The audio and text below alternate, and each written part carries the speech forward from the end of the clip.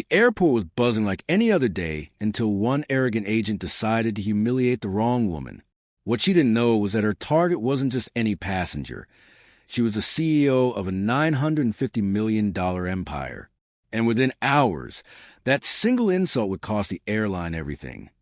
The airport was alive with a restless energy that pulsed through every echo of rolling suitcases and every sharp announcement blaring from the intercom.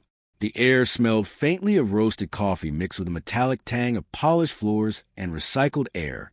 Business travelers in suits tapped impatient fingers on their phones, while families herded restless children toward gates marked with glowing letters. In the middle of this swirl of motion stood Amara Johnson. Her poise was unmistakable. Tall, graceful, and commanding, she carried herself with the quiet confidence of someone who had fought for every ounce of respect she owned. Her dark tailored suit was crisp, her shoes gleamed, and the rolling case by her side bore the logo of her company, a global travel empire worth nearly $1 billion. Her executives clustered behind her, chatting lightly in anticipation of the upcoming retreat. For them, this trip was another routine showcase of their brand's influence, but for Amara, every public moment was a performance of dignity and authority. She had learned long ago that people would scrutinize her more than most. The check-in counter loomed ahead, its glass surface reflecting fluorescent lights. Behind it stood a woman with tightly curled blonde hair pulled into a bun. Her expression was one of thinly veiled disdain even before Amara approached. The name tag on her navy blazer read Kerren. She tapped at her keyboard with exaggerated slowness, each click a signal that she held power over the line of passengers waiting. Her lips twisted into a smile that never reached her eyes as Amara stepped forward. Amara offered her passport and ticket with the practiced politeness of a seasoned traveler. Kerren glanced at the documents, then at Amara with a tilted head. Her voice dripped with mockery. "Do you even speak proper English?" The words carried across the line like a slap. A few passengers looked down, others exchanged uneasy glances, while one man smirked as though entertained. Amara did not flinch, though heat rushed through her chest. Her voice remained calm. "I believe you'll find everything in order." Kerren snorted and flipped through the passport, as if searching for something to invalidate. "Suspicious," she muttered just loud enough for others to hear. "People with accents like yours cause all sorts of issues." She turned the passport upside down, as though struggling to read it, and let out a theatrical sigh. "This is business. Class, are you sure you are on the right line?" A hush rippled to the travelers standing nearby. One executive from Amara's group shifted uncomfortably, clutching his boarding pass tighter. Another avoided Amara's gaze altogether. Amara felt the sting of humiliation crawl up her neck, but she straightened her shoulders. Calm was her armor. Strength was her weapon. "My ticket is valid and confirmed," she said evenly. "Please proceed with the check-in." Kerren leaned forward, resting her elbows on the counter. The smell of her overly sweet perfume wafted across the barrier. Her grin widened. "Maybe you should fly with an airline from your country," she said, her voice pitched louder, as if she wanted the entire terminal to hear. A few gasps escaped from the line, but no one spoke. Phones began to rise, discreetly recording the moment. Amara's heart pounded, but her face remained unreadable.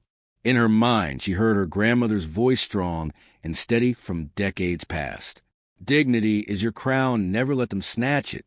Those words anchored her as she resisted the urge to raise her voice or let her fury spill into the air. Instead, she placed her hand flat on the counter and repeated with quiet precision, "My ticket is valid. Kindly complete the process."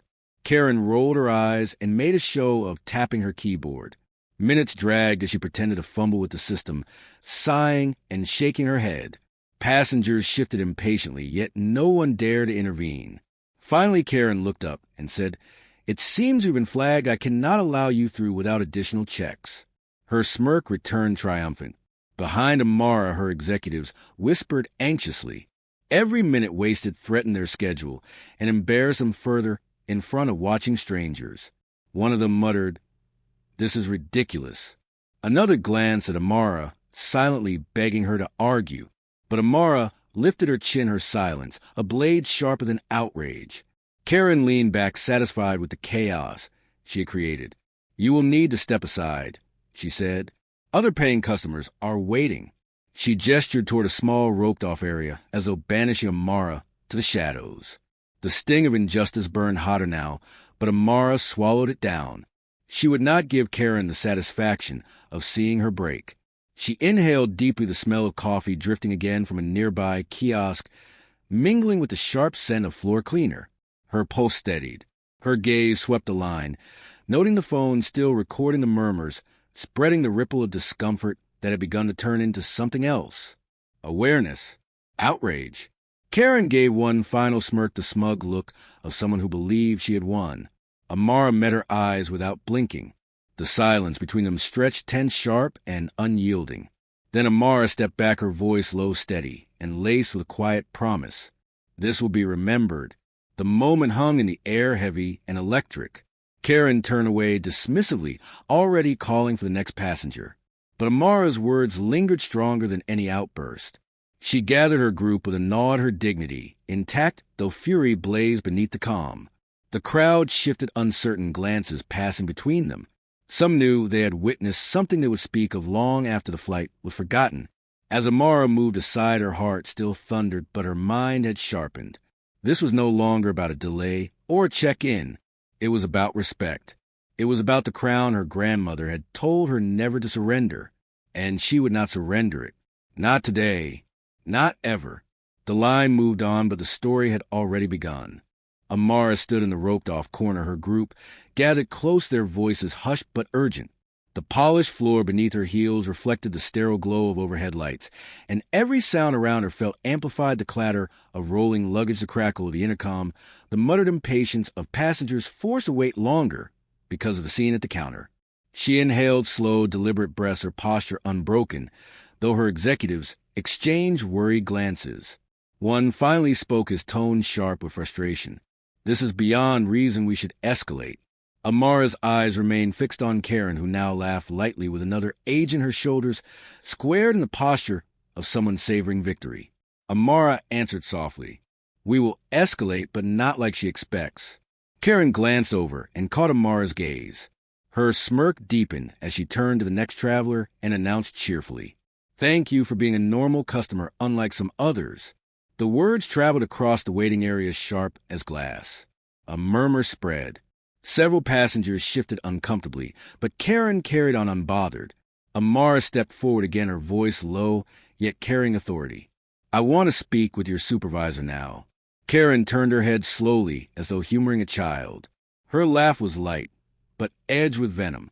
"I told you already I am the supervisor, and frankly wasting time will not change the fact that you are not cleared aboard." Her group tensed, one of them pulling out a phone ready to dial. But Amara raised a hand, stopping him. Her calm was deliberate, her silence waited. Kerren's eyes gleamed with amusement at what she mistook for surrender. Minutes dragged. Each second was an insult. Kerren deliberately slowed every keystroke. She whispered pointed comments about accents, about suspicious travelers, about how luxury seats were meant for real professionals. Her cruelty was casual, her entitlement so thick it choked the air. Passengers avoided eye contact, afraid of being targeted. But one young man, perhaps a college student with a backpack and earbuds pulled out, finally spoke. "That is racist," he said loudly, his voice echoing across the tile hall. She showed her ID. "She belongs here. Stop harassing her." Kerren's head snapped toward him, her eyes narrowing. "Stay out of it, or I will call security on you." The boy stood his ground, but his shoulders sagged as Kerren waved dismissively. Her power was intoxicating to her. She thrived on it like fuel. Amara studied the boy for a moment, gratitude flickering across her expression before she turned her attention back to Kerren.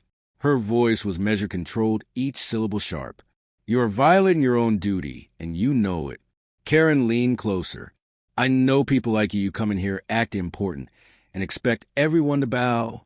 She chuckled. "Not today." The words sliced deeper than intended, but Amara did not allow them to draw blood. She folded her arms, her eyes steady, her mind calculating.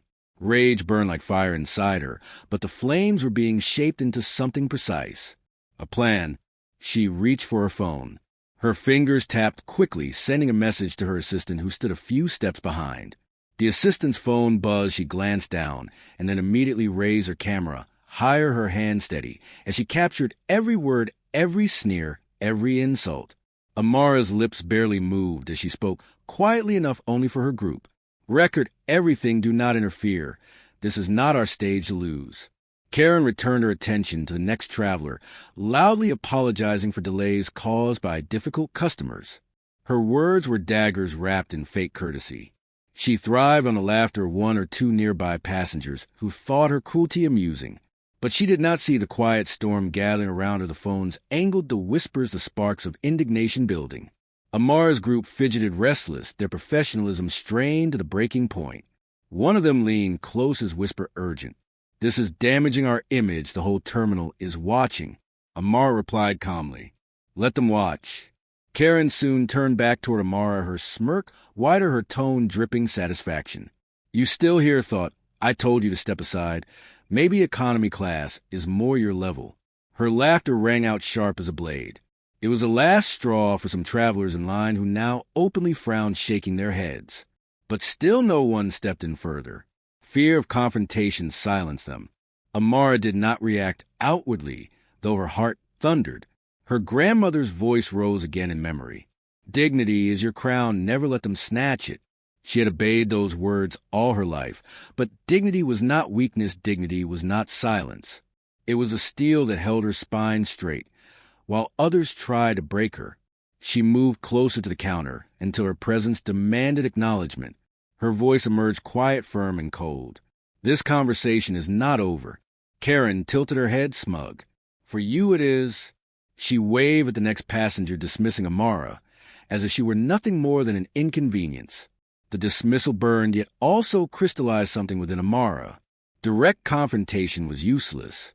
Reason was useless. Appeals to authority were useless. Kerren's arrogance was a fortress that could not be toppled by argument. It would have to be dismantled differently. Exposed, not challenged. Undone, not confronted. Amara stepped back. Once more her face calm, her body composed, though her mind was already moving in silence. Her eyes narrowed slightly, as though memorizing every detail, the smug curl of Kerren's lips, the careless roll of her eyes, the cheap perfume that hung around her like armor. This would not be forgotten. This would not end at the counter. Her executives followed her, reluctantly, one of them whispering again. "What do we do now?" Amara answered without hesitation. "We let her believe she has won." Kerren glanced at them one last time, her grin triumphant. The glow of power radiated from her expression, as if she had cemented her authority for the day. She turned back to her terminal, never once realizing the ground beneath her was already beginning to crumble. Amara's voice remained calm, but her words carried the weight of certainty as she leaned close to her team. She does not know who she just humiliated. The words landed like a promise, a quiet oath, a prelude to reckoning. And though Kerren smirked, convinced of her victory, Amara had already decided this story would not end here. Amara sat with her group in the quiet of the airline, lounge of space that smelled faintly of leather and citrus polish, its silence broken only by the muted hum of conversation and the distant clink of glasses. Her executives leaned forward, restless, their eyes darting between her and the entrance, as if expecting Kerren to appear at any moment. One finally spoke, his voice tight with urgency. "We cannot allow this insult to stand. The entire terminal saw what happened." Amara's gaze was steady, her phone resting in her palm, the screen glowing softly. Her assistant beside her whispered, "The video is live." Amara's thumb slid across the display, revealing the footage already shared to their company's official account. The caption read, "This is how /airline name treats black women in leadership." Amara nodded once, her composure unbroken, even as her chest tightened with anticipation. "Let the world decide," she murmured. The video began its silent march across timelines and feeds.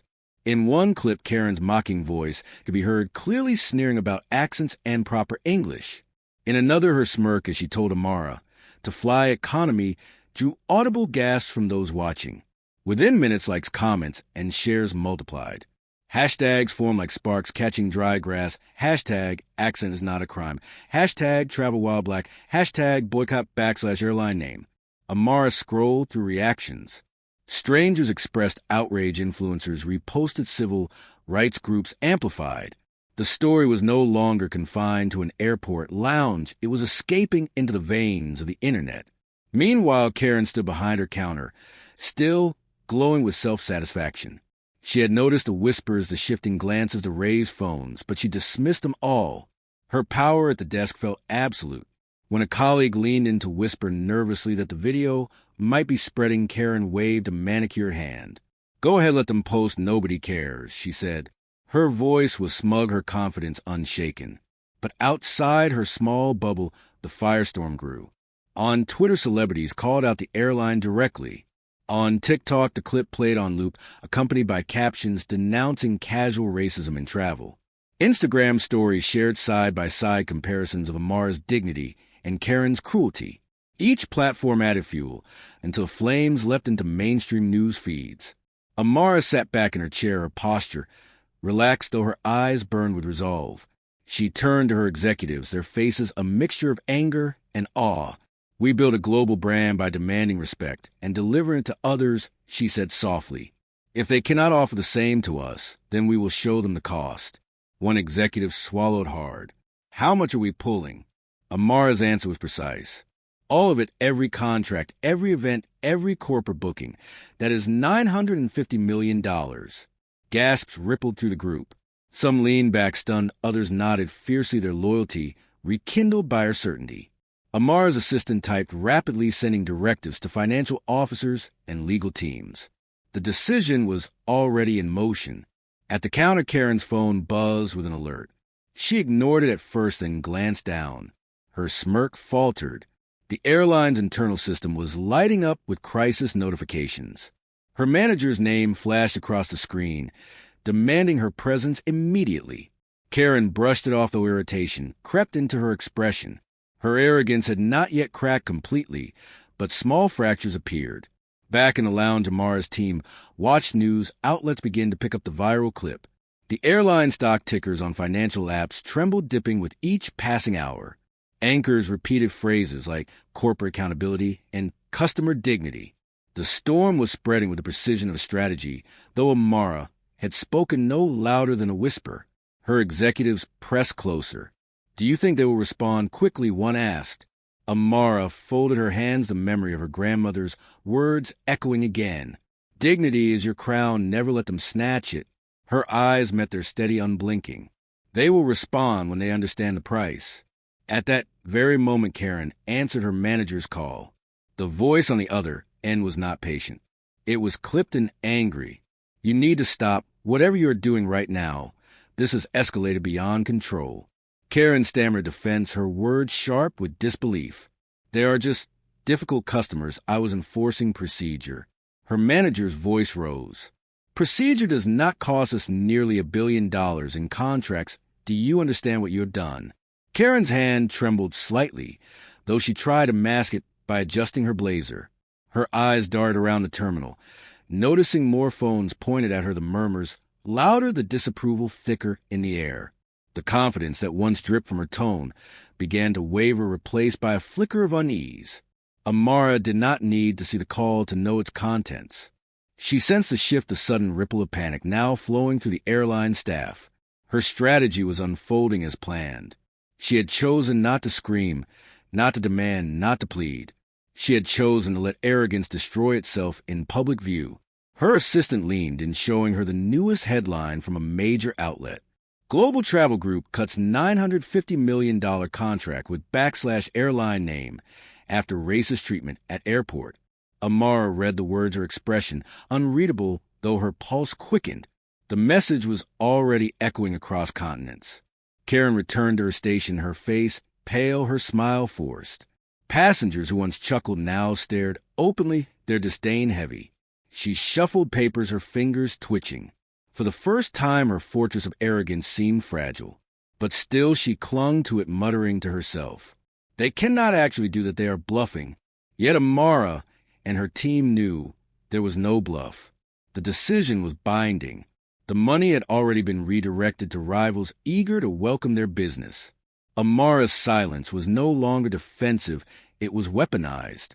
In the lounge, her group grew, still waiting for her next word. Amara looked out through the glass, where planes glided across the tarmac, bathed in fading light. Her voice was quiet, almost reflective. She thinks she humiliated us, but she only humiliated herself. The lounge fell silent, except for the faint tapping of her assistant's keyboard. The plan was in motion, irreversible, unstoppable. The tide had turned, and Kerren, though still unaware, was standing in its direct path. Amara closed her eyes for a moment and exhaled slowly. The storm was no longer forming. It was already here. Kerren's confidence cracked as the manager arrived at the counter, his face drawn tight, his eyes sharp with restrained fury. Passengers leaned in, sensing something important about to unfold, their phones raised to capture the moment. The hum of the terminal seemed to hush as though the air itself waited. The manager's voice was clipped. "You're done. Step away from the desk now." Kerren's laugh was brittle, her tone desperate to cling to control. "This is ridiculous. They were disruptive. I followed procedure." The manager cut her off, his voice louder. "You mocked a customer. You refused valid documents. You humiliated a client. We cannot afford to lose. Do you even understand who she is?" Kerren blinked, confusion flickering across her face. Her arrogance faltered as she looked past him and saw Mara walking back toward the counter. Each step was calm, deliberate, her posture regal. The crowd parted, instinctively drawn to the quiet force she carried. Amara stopped before the desk, her eyes locking with Kerren's. Her voice was soft, yet it carried with the weight of thunder. "Do you know who you just mocked out of business class?" Kerren scoffed, though her voice trembled. "Another entitled customer." Amara's lips curved into a controlled smile. "No, the CEO of your airline's largest corporate client." The word struck like a hammer. Gasps rippled through the gathered travelers. Phones zoomed in, capturing the stunned silence on Kerren's face. The manager's jaw tightened as he confirmed with a solemn nod. "She speaks the truth, and because of you we are losing $950 million in contracts." Kerren staggered back, her breath, catching her arrogance crumbling into disbelief. She reached for excuses, her words stumbling. "That is not possible. They cannot just leave." Amara straightened her shoulders, her voice precise and cold. "We already have. We do not negotiate with disrespect." The manager gestured sharply to security, who approached with purposeful strides. Kerren's protests rose desperate, shrill. "This is unfair. You cannot do this. I was only doing my job." But the guards flanked her, each gripping an elbow firmly. She struggled, her voice breaking into pleas. "You need me. I was right." Her words echoed through the terminal, but no one came to her defense. Passengers who had once been silent now clapped openly, some cheering, others recording as Kerren was escorted out her walk of shame, immortalized from every angle. Amara did not watch her leave. Her eyes remained on the manager, who swallowed hard before speaking. "Ms. Johnson, we deeply apologize. We can offer first-class upgrades, priority boarding, exclusive accommodations, whatever you wish to make this right." Amara's reply was immediate. "No apology can erase what was done. Our partnership ends today." The manager's shoulders slumped to feet, heavy in his expression. The airline's fate shifted visibly as whispers spread, headlines forming in real time across the digital world. Amara turned to her group, her voice calm, yet charged with finality. "Gather your things. We are finished here." They followed her out of the lounge, past the curious stares, and whispered admiration to strangers. Some passengers nodded respectfully, others clapped quietly. The dignity Amara carried seemed to fill the space brighter than the fluorescent lights above. Outside, the terminal news alerts pinged on every phone. Major networks broadcast breaking updates. Global travel empire severs ties with / airline name after racist incident. Stock dips as corporate giant withdraws $950 million in contracts. Screens across the airport flashed the headlines. Kerren's downfall was already cemented in history. Days later, the story had grown into a symbol of accountability. Kerren appeared in shaky videos posted online, working at a small travel kiosk in a strip mall, her bitterness visible in every frame. Her former arrogance replaced with resentment. The comments beneath the videos were merciless. Memes mocked her downfall, each one spreading the message further that cruelty carries consequences. Amara, meanwhile, stood at the steps of a sleek private jet, her group beside her. The rival airline she had chosen rolled out a carpet of red, the crew greeting her with warm smiles, genuine and proud. Her executives boarded ahead, while she paused at the top of the stairs, gazing back at the runway bathed in sunlight. The roar of engines filled the air, a sound, emotion, of power of new beginnings. She whispered softly, her voice carrying only to herself yet echoing in her heart. Dignity is your crown, never let them snatch it. The door closed behind her, sealing away the chaos left at the terminal. The jet lifted smoothly, cutting through the sky, its path steady and unyielding. Below, the world watched the fallout play out across screens, hashtags, headlines, and conversations. Above, Amara soared higher than the storm she had endured. And in that flight, her victory was absolute.